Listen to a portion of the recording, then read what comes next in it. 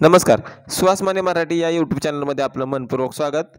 आज आपण या व्हिडिओच्या माध्यमातून विद्युत सहाय्यक महावितरण महापारेषण भरतीसाठी अत्यंत महत्त्वाचा असलेला डीसी जनरेटर याविषयीचे आपण महत्त्वाचे टॉप 35 क्वेश्चन्स बघणार आहोत. या प्रश्नांपैकी आपल्याला किती प्रश्नांचे अचूक उत्तरे येतील ते आपण कमेंटमध्ये नक्की कळवा.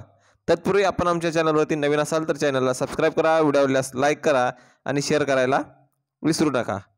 डीसी जनरेटर हा महावितरण महापारेषण भरतीसाठी अत्यंत महत्त्वाचा असा टॉपिक आहे. वेलकम. DC generator MCQ. प्रश्न क्रमांक पहिला. कंपाऊंड जनरेटरमध्ये कोणत्या प्रकारचा वाइंडिंग आर्मेचरला जोडलेला असतो? A. Shunt winding, B. Series winding, C. Compound winding, D. यापैकी सर्व. याचं अचूक उत्तर आहे कंपाऊंडिंग वायरिंग. पर्याय क्रमांक सी.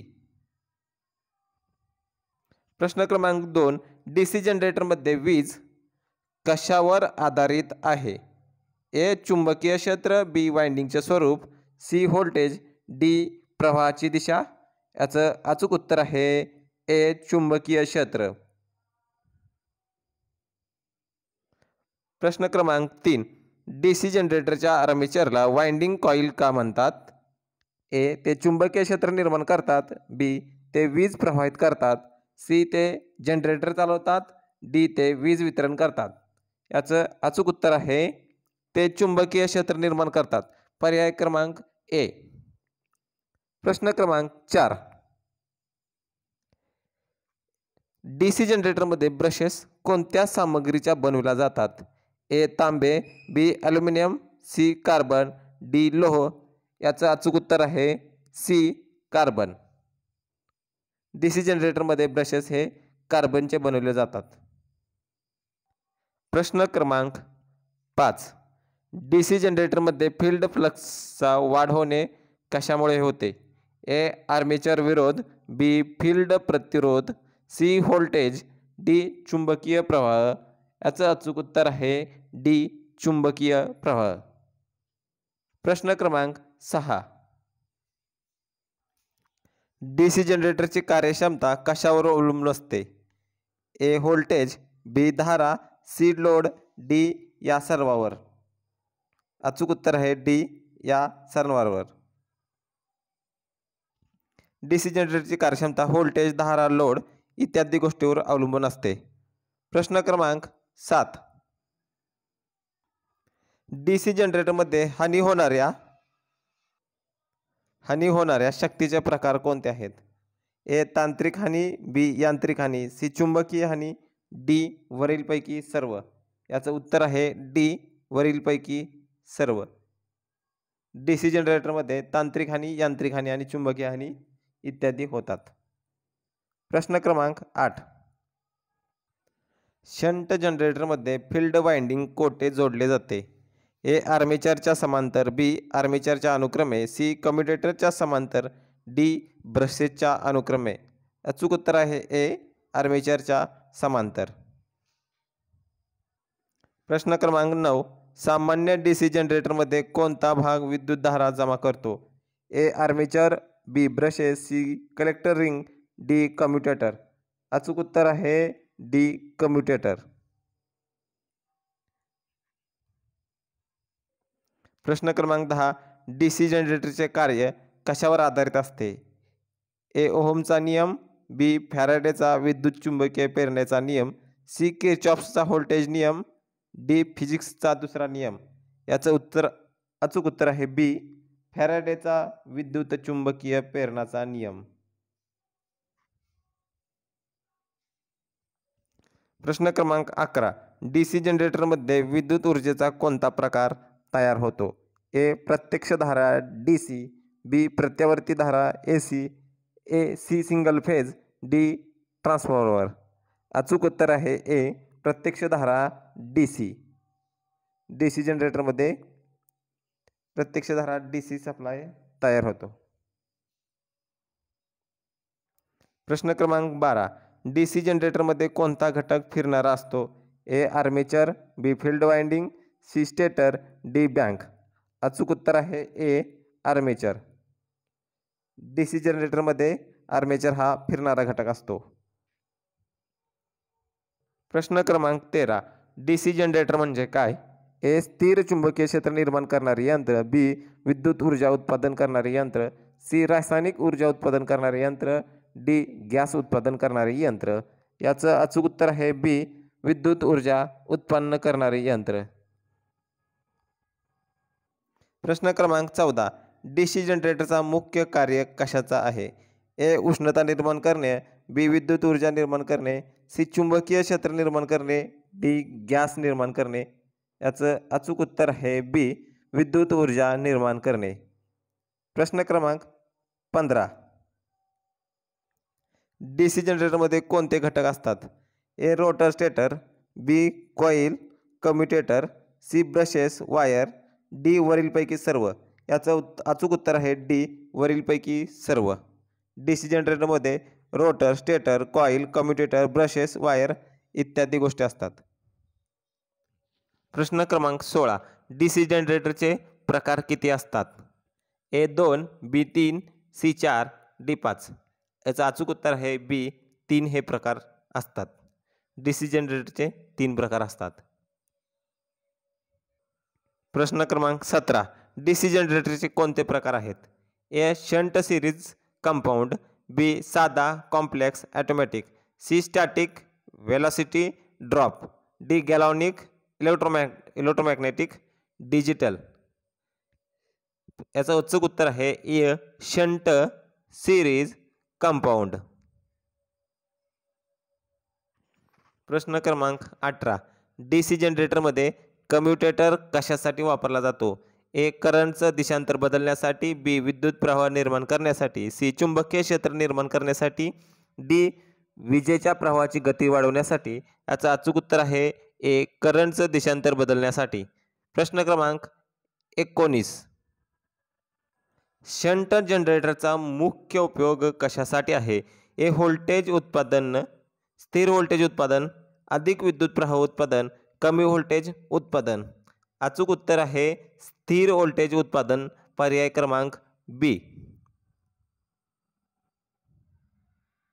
प्रश्न क्रमांक 20. DC जनरेटरमध्ये ब्रश कशासाठी वापरला जातो? ए रोटर चालवण्यासाठी, बी कम्युटेटरला संपर्क साधण्यासाठी, सी कॉईल चालवण्यासाठी, डी चुंबकीय क्षेत्र निर्माण करण्यासाठी. याचं अचूक उत्तर आहे बी कम्युटेटरला संपर्क साधण्यासाठी. प्रश्न क्रमांक 21. DC जनरेटरचा फील्ड कॉईल कशासाठी वापरला जातो?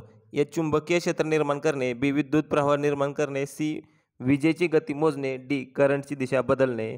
अचूक उत्तर आहे ए चुंबकीय क्षेत्र निर्माण करणे. प्रश्न क्रमांक 22. शंट जनरेटरमध्ये फील्ड कॉईल कशावर कनेक्ट असतो? ए रोटरवर, बी वाइंडिंगवर, सी लो व्होल्टेज पॉवर सर्किटवर, डी सिंगल पाय होल्डरवर. याचं अचूक उत्तर आहे बी वाइंडिंगवर. शंट जनरेटरमध्ये फील्ड कॉईल ही वाइंडिंगवर कनेक्ट असते. प्रश्न क्रमांक 23. DC जनरेटरची दक्षता अधिक कशी वाढवता येते? ए रोटरची गती वाढवून, बी फील्ड करंट वाढवून, सी जनरेटरचा आकार कमी करून, डी ॲक्सेसरीजचं वजन कमी करून. अचूक उत्तर आहे पर्याय क्रमांक बी फील्ड करंट वाढवून. प्रश्न क्रमांक 24. सिरीज जनरेटरमध्ये फील्ड कॉईल कशावर कनेक्ट असतो? ए रोटरला, बी लोडला, सी ब्रशेसला, डी कम्युटेटरला. अचूक उत्तर आहे बी लोडला. सिरीज जनरेटरमध्ये फील्ड कॉईल लोडवर कनेक्ट असते. कंपाऊंड जनरेटरमध्ये फील्ड वाइंडिंग कशाच्या 2 प्रकारामध्ये कनेक्ट केली जाते? ए शंट जनरेटर आणि सिरीज, बी सिरीज आणि रोटर, सी शंट आणि ब्रश, डी सिरीज आणि कम्युटेटर. अचूक उत्तर आहे पर्याय क्रमांक ए शंट आणि सिरीज. प्रश्न क्रमांक 26. DC जनरेटरमध्ये आर्मेचर कशाला म्हणतात? ए चुंबकीय क्षेत्र, B winding, C rotor, D stator. अचूक उत्तर आहे पर्याय क्रमांक सी रोटर. प्रश्न क्रमांक 27. DC जनरेटरला किती प्रकारे जोडता येते? ए 1 प्रकार, बी 2 प्रकार, सी 3 प्रकार, डी 4 4 प्रकार. अचूक उत्तर आहे ब 2 प्रकार. प्रश्न क्रमांक 28. कंपाऊंड जनरेटरमध्ये फील्ड कॉइलच्या 2 प्रकारामध्ये कनेक्शन कशाच्या आधारावर असतो? जनरेटरची गती, बी लोडची मागणी, सी व्होल्टेज कमी करणे, डी जनरेटरमध्ये सर्किट शॉर्ट असणे. याचा अचूक उत्तर आहे पर्याय क्रमांक बी लोडची मागणी. प्रश्न क्रमांक 29. DC जनरेटरचा आर्मेचर वाइंडिंग कशाला म्हटले जाते?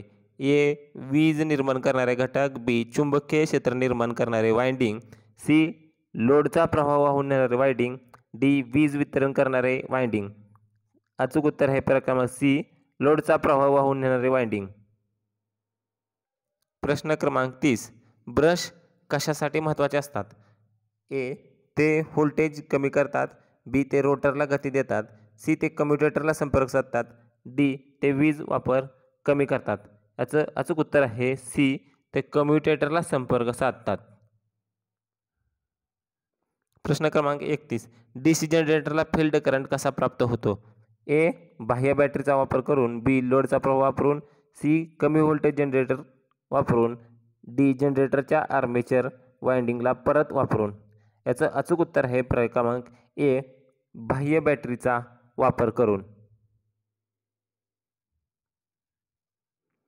सिरीज जनरेटरचा मुख्य उपयोग कशासाठी केला जातो? ए उच्च व्होल्टेजसाठी, बी कमी व्होल्टेजसाठी, सी स्थिर व्होल्टेजसाठी, डी लहान प्रमाणातील वीज उत्पन्नासाठी. याचं अचूक उत्तर आहे पर्याय क्रमांक डी लहान प्रमाणातील वीज उत्पन्नासाठी. प्रश्न 33. DC जनरेटरमध्ये कोणता घटक चुकला तर जनरेटर चालू होत नाही? A commutator, B brush, C field winding, D armature winding. अचूक उत्तर आहे ए कम्युटेटर. प्रश्न क्रमांक 34. DC जनरेटरमध्ये करंटची दिशा बदलण्यासाठी कोणता घटक आवश्यक आहे? A field winding, B commutator, C rotor, D armature winding. याचं अचूक उत्तर आहे पर्याय क्रमांक बी कम्युटेटर. प्रश्न क्रमांक 35. शंट जनरेटरमध्ये व्होल्टेज का स्थिर असते?